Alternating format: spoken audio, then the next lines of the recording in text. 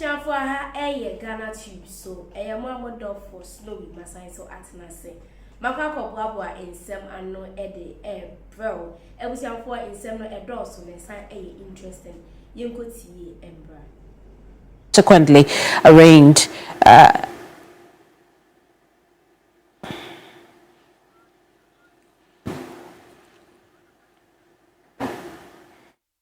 Now, Lord Edward Sare is our court correspondent joining us with details of the hearing today. Lord, talk to us. What happened in court?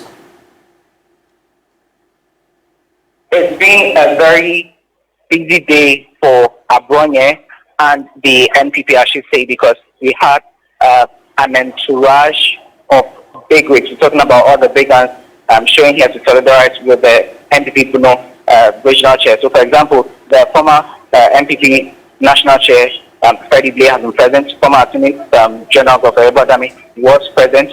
The minority leader, wREAKING himself, was present. In fact, he took over the case and then served as the lead counsel for Abronye today in court. Now, his argument was that Abronye, the last time he was in court, was remanded and then was sent to the custody of NIB, although NIB has nothing to do with this case. He argued that the police were just practicing high-handedness and wanted to punish the Bono Regional Chair because the case had to do with the Inspector General of Police.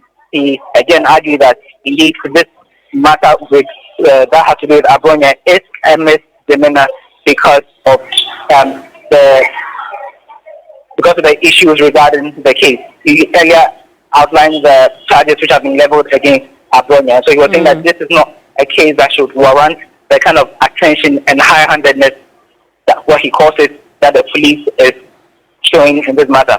Now, even as the case was ongoing, before it could end, we could see that reinforcement had been called in because police who normally control the crowd or route, 2 buses containing them moved to the premises to try and contain the matter, because outside the premises we had some party enthusiasts who were hooting, casting invectives on the court, the police, and all manner of persons.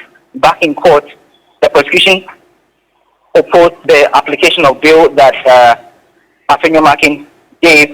Now, wREAKING had earlier made the argument that Abronye is a well-known political figure in that he normally sits on the airwaves, makes arguments. He's not someone who would run away if bail is granted him. He's a highly respectable person. His place of abode is well known.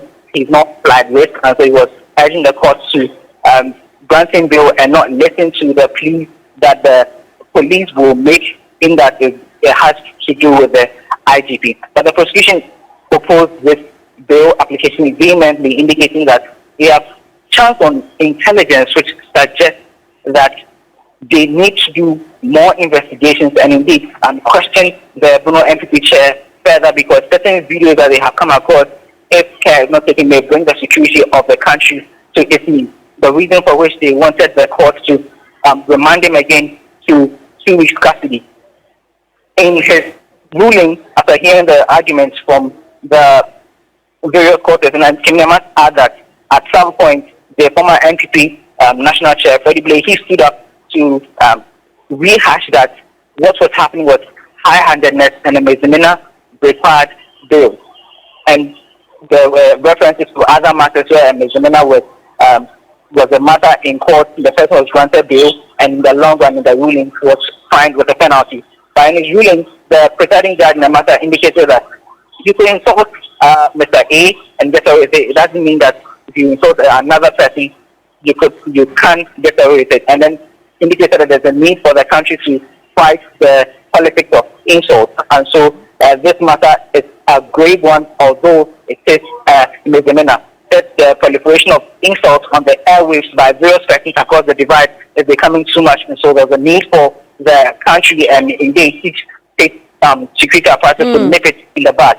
In that regard, he initially remanded Abronye to prison custody, indicated that he was supposed to be taken to Nsorum, but then legal representation, wREAKING, stood up and objected and prayed the court to tone it down, and so he was eventually remanded into police custody for 2 weeks, and so he's set to reappear in court again on the 19th of September, Kemini. But aside all that, outside, we see that the atmosphere was very charged because some party people who were present here were hooting at the police officers, chanting that their presence is actually needed in Boku, where Kemini we know that there's some conflicts happening, and not cases of such as this in the Gemena, where they've been sent more like an overload of police personnel here to settle the situation, Kemini. Indeed, Lord, thank you so much for the reporting. Lord Iduasare is our court correspondent.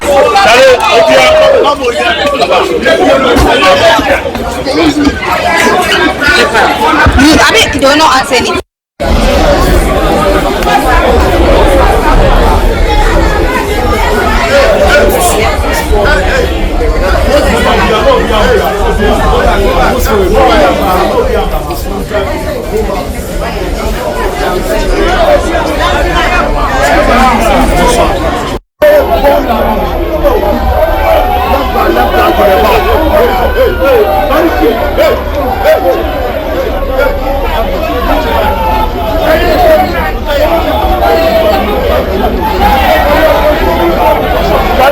Now we have to give pressure.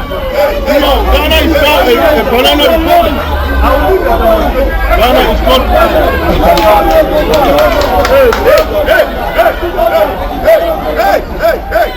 Hey.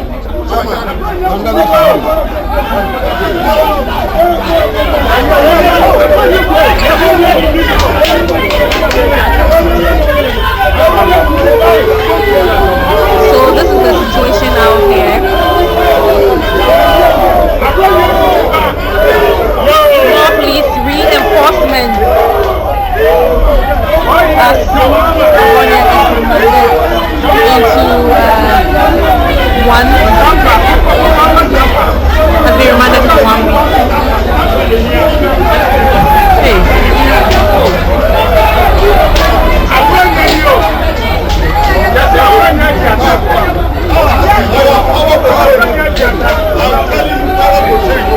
this is how